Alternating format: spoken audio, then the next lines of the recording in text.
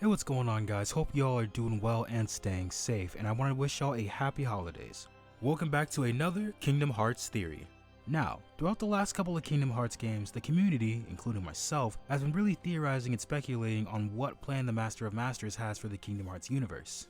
As the main antagonist of Phase 2, he's honestly shaping up to be one of the more interesting characters, as you can never really tell what he's thinking, why he does what he does, and why he says what he says. His intentions are never clear, and with his eccentric personality switching on a dime, you can never really tell whether or not he's serious about what he's saying. I made this theory in a separate video talking about whether or not the Master of Masters is actually even evil, but with the Master of Masters speaking in riddles and never really giving us any implication on his disposition in the series, we don't really know whether he's good, evil, or even neutral. If you want to watch that video, I'll put it in a card up in the corner. But I think the only thing more mysterious than the Master of Masters is the black box he gave to his apprentice, Luxu.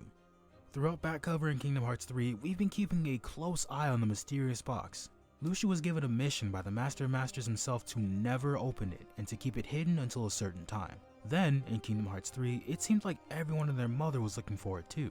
The Master of Masters seemed pretty partial to it, as it seemed to hold a very important part to his master plan. Now, with Luxu and the Foretellers back, it seems like the time is nearing for everyone to figure out the contents. However, with Melody of Memory released and in the wild, what if I told you Melody of Memory's ending accidentally revealed to us what's in the black box? But before we get into that, I want to thank you guys so much for helping the channel grow to having over 500 members of the community. I'll likely talk about what this means for the channel going forward in a separate video, because this was a huge milestone, and again, I cannot thank you guys enough. That being said, if you're not a part of this community and you want to be, just make sure you subscribe to the channel with notifications on. Also, if you want to talk with me or other members of the community, make sure you join the Guardians of Twilight Discord server. Link will be down below in the description. Now, my fellow Guardians, it's time to figure out what's in the black box. So, right off the bat, I think based on the information we got in Melody of Memory's ending, I think they actually gave us a major hint as to what's in the black box, and it is actually the heart of the Master of Masters. And here's why. In the Melody of Memory ending, we actually saw what happened to Kairi and how she ended up on Destiny Islands. As it turns out, she was actually sent out by Apprentice Xehanort as a child, as the world was about to be plunged into darkness. And while she was in the pod about to be sent out in the Ark, we actually found out the reason as to why she was sent there. Xehanort said because her heart is likely one of a Princess of Light, it will resonate with the Keyblade Wielder and lead Xehanort to that wielder's world. Then, he says this is more than just another experiment, that him sending out Kairi into the worlds from Radiant Garden to Destiny Islands is a representation of hope. So in a way, sending Kairi out into the abyss was essentially a beacon for Xehanort to follow, to find the Keyblade Wielder's world.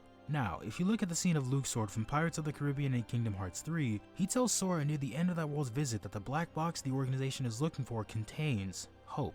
On its own, that scene taken out of context seems pretty vague at first glance, but when paired with the context of Melody of Memory's ending, we can guess that the box contains a heart that can be used as a beacon for someone to follow and reach that world or that world line. But a beacon for who exactly? That can't necessarily be the Master of Masters, right? Well, I have some pretty interesting evidence from Kingdom Hearts 3 secret reports that may suggest otherwise. The secret report reads, "It seems that this body, this name, will be my last.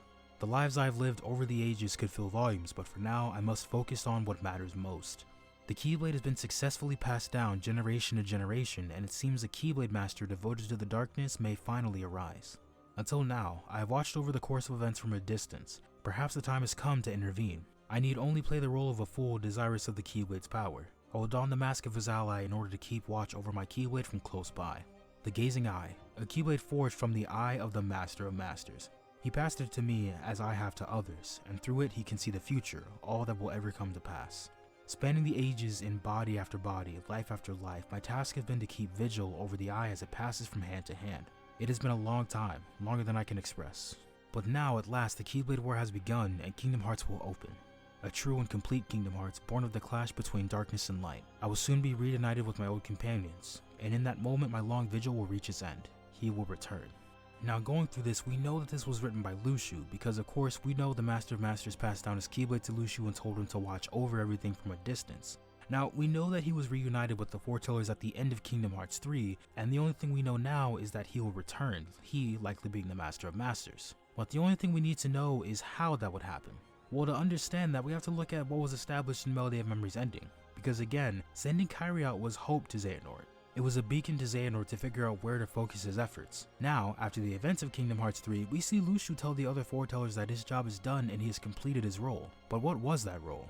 Because we all know that Luxu was told to keep watch over the events of the future and keep an eye on the black box, but we don't necessarily know why that is. We never found out what role the black box, or rather what's inside the box, would play, so why is it so important that Luxu always know where it is? Well, what it could have been was actually to make sure the Master of Masters could focus on the world after the Keyblade War.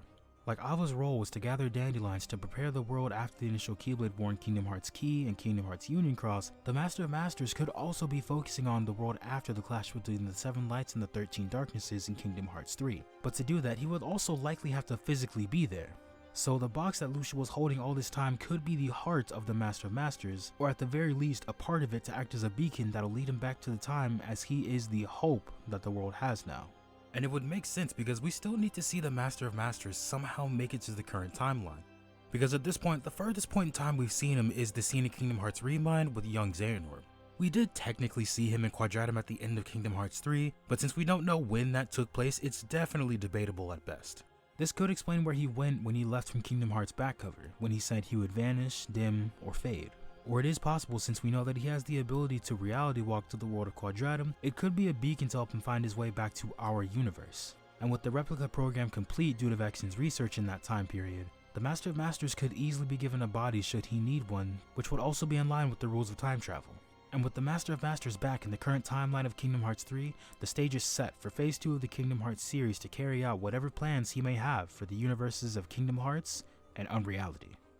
So that's going to be all for me today.